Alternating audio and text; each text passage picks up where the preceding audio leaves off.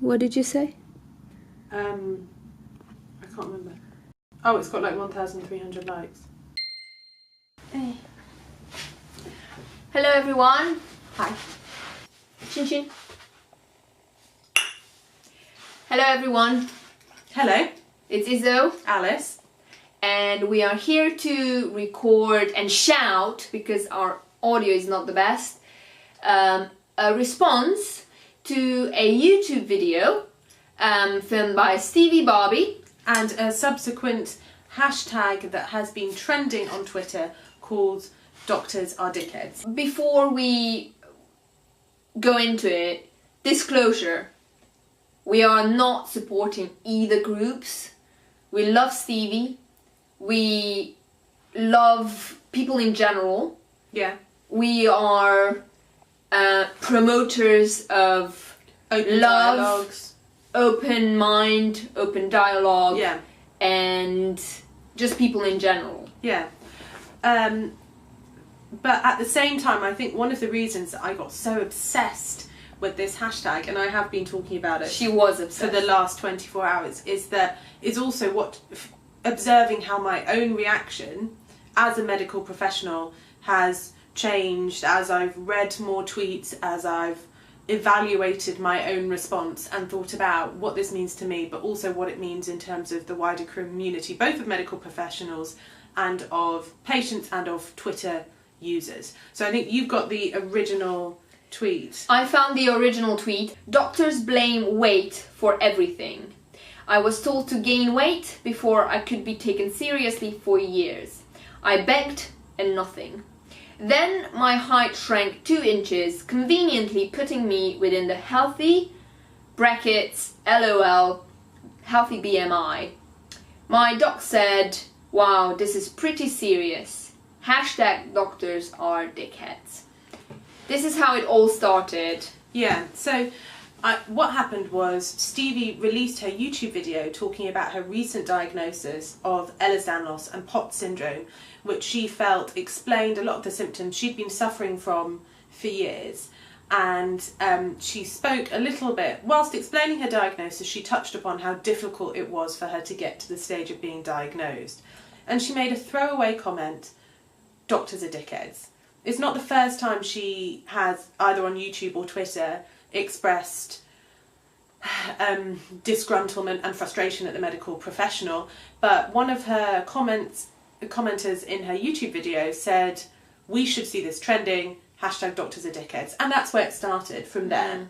So it's important to realise that this was one person diagnosed with Ehlers-Danlos who, in the US, which as we know has a private insurance policy, that started this tweet.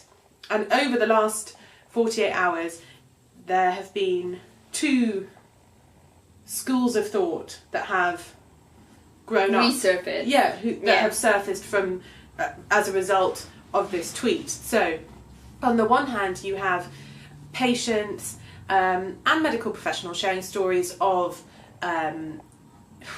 unsatisfactory medical experiences, to say the least. Case studies. Yeah, case studies, often anecdotal, often autobiographical. Graphical. Exactly. Yes. Of their experience with doctors. And on the other side, quite quickly there was a response of hashtag not all doctors. The first time I saw this really shows how much time I've spent doing this. You can tell I wasn't working. The first time I saw this was actually an American medical student empathising with Stevie, saying, I'm sorry you've had this experience, but please rest assured that not all doctors want to gaslight and ignore and diminutise your problems. Her initial tweet, which he or she eventually deleted, said or read, and I'm not quoting, I'm paraphrasing here, something along the lines of, please be aware of your followers or of your demographic and be a little bit more considerate, because you might plant a little seed into people's minds and then later on they will lose their complete trust in the medical profession. And sometimes there are situations where That can be really detrimental to young people. Yeah. And immediately she garnered loads of replies saying, you're not listening, she's not generalising, this is her talking about her experience, and you need to worry less about your own sensibilities and being offended, and worry more about the doctors who are causing these patient experiences. And I just thought it was fascinating to look at the arguments being put forward by the two schools of thought. The schools of thought being hashtag doctors are dickheads and hashtag not all doctors. I would say the marketing on the not all doctors has not been done very well, because there are several different hashtags. Hashtag not all doctors, hashtag some doctors are dickheads. They know nothing about marketing, they're doctors. They're doctors, we know nothing. Dickheads. I know, dickheads. So the first point that has been made by the hashtag doctors are dickhead cohort is that actually what's happening here is people who have previously felt very isolated by their experience and the medical profession are coming together to vent their frustrations, support each other in a community, validate each other's experience, and say, is a good thing. And say, look, I actually found it really difficult to get diagnosed, or I'm still undiagnosed, and people are rallying together. It's a voice. And saying, don't worry, you will, keep advocating for your own body, and you will find a diagnosis. Which I think is a really lovely thing. It's the kind of thing that when I see on social media, I think, wow, this isn't all so bad. You know, people who are voiceless, people maybe who are isolated in their own homes because of disability, are able to find a community who can understand them. There's a platform, yes. Exactly. Where are you going? Just checking. Another argument that has been put forward by the hashtag doctors are dickheads is that actually they're calling for change.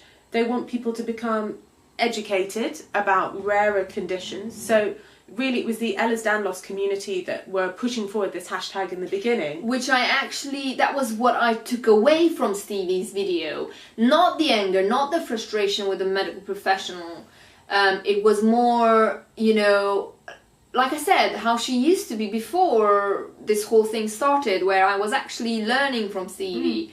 That time was about, sexuality and acceptance, and how not to generalize, how not to discriminate, how not to not ostracize, what's the word I'm trying to... Exclude people. Yeah. So I felt like her video was more about that, about educating not just medics but people about these conditions, and maybe helping people find the right diagnosis sometimes. Yeah. And so there's definitely a lot to be said about that. I would stress again that her video wasn't focusing on doctors being dickheads. It was focusing on her own experience. But a lot of the hashtags that are now in the last kind of 12 hours is people saying, actually listen to what we're saying, there's clearly a problem if all these people are having this experience.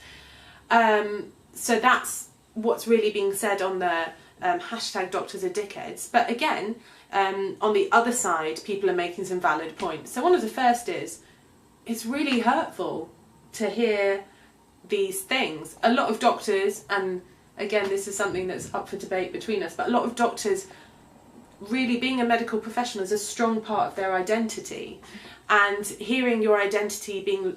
Doc phobia. Yeah. It's not a nice thing. Hearing your identity being talked about in such derogatory ways. There are people putting forward balanced arguments on both sides, but on both sides there are people saying some really hurtful things. And initially I'd say some of the first tweets, doctors are dickheads, were nasty. It was all about how people didn't care, they were motivated by greed, they didn't listen to women, they didn't listen to ethnic minorities, they were belittling of mental health, or they put everything down to mental health. And so I'm going to be honest, because it was the easy choice. Yeah, and they're lazy. Yeah, and the lazy yeah. And I'll be honest, as a sensitive soul, which I am, I'm a very sensitive soul, I initially was a bit hurt. I'd just finished some long shifts, I often stay late, and my first reaction to that tweet was personal, which is the wrong reaction. It's not about you as a patient or as a doctor, it's something bigger than that. And my initial reaction was like, oh, well, come on, like, we do our best. And a lot of people were tweeting their gut reaction, which I incidentally think is never a good idea. No. To tweet the first thing you think of. The next thing that people were tweeting was a very valid point, and I think that was about the phrasing of the hashtag. Yeah. And they were saying, yes, it's important for doctors to listen more, and it's important to learn from patient experiences, but by phrasing this hashtag in such a negative way and in such actually a generalizing way, it's actually bombastic. Yeah. And that's where it comes. Don't forget your thought. Yeah. Remember it. That's what I will probably say, and then I'll just let you finish your theories. The way I saw it when the whole tweet started, the way I interpreted it from Stevie's point was that she is a social media influencer. Yeah. She uses tools just like I'm using my stethoscope, and her tool is words. Yeah. And unfortunately, if she tweeted doctors are not Sometimes always not on top okay, of their game, that would not have made the same impact. Yeah. It would not have had the same impact. So I saw it as a professional's like marketing tool almost. Exactly, equipment. This is what she works with. I thought it was just a smart thing to do because it led to this conversation. Yeah. So that was my first impression. Obviously, because Alice was a little bit hurt. I was just like, well, she's just, she's a YouTuber. She loves being dramatic. But then we, as the whole thing unraveled, we both changed our views a little bit, because now we both think it's an important thing. Hence, why we are doing this video. And I completely agree with Izzo. But one of the points that mainly doctors, to be fair, have said is that actually the phrasing of this this hashtag is clumsy and hurtful, and it's only going to close lines of communications. It's not going to open dialogues. And I think that is true. If you want to create a truly open dialogue, you should find something that does promote conversation, but in a way that doesn't exclude or insult either side. Should we read out some example tweets? Yes. I've got some good ones. Let's shall. Let's shall. Let's shall. Let us shall. So here is a good one that exemplifies my most recent point. If the goal is simply to vent and share all the things doctors have done to hurt you, then hashtag doctors are dickheads works.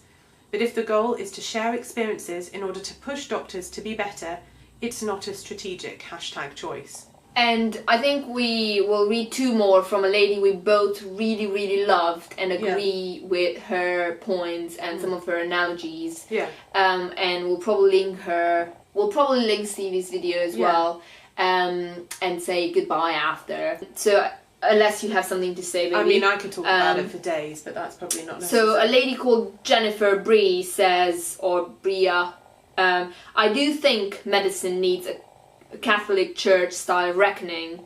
I know that might sound like an odd analogy, but when you stop talking about bad apples and realize the problem is fundamental and systemic, that it destroys lives. Hashtag doctors are dickheads. And then another good thing that she says is about extreme power imbalance, which you said as well. Yeah. There are few relationships left in our society as unequal as the doctor-patient relationship. Medicine is one of the last institutions built on such an extreme power imbalance. Around such relationships, there is a lot of potential for abuse. And we do agree about, and this is where the people who had all those awful experiences come in, and yes, their voice is heard. Yes, we know that there are loads of holes and lots of system flaws. Yes. Yeah. But so many of us are aware of it. Yeah. And if you share your experience in a way that is a call for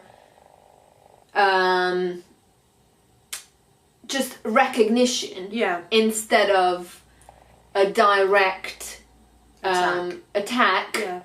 It will lead to a better reaction, I think, or a reaction that's more constructive and less like long, like lengthy / not particularly reflecting the point of the whole issue. Yeah, and I think the concept of a power imbalance keeps cropping up in patient stories. One is that they don't feel listened to, and the other is, and I think part of the reason they don't feel listened to is because of this power imbalance between doctors and patients, and that led me off in two thoughts. The first is a lot of people have been generalising this to other power imbalances within society. Some tweets have referenced that all these patient stories are reminiscent of the #MeToo Twitter phenomenon of women sharing their stories of abuse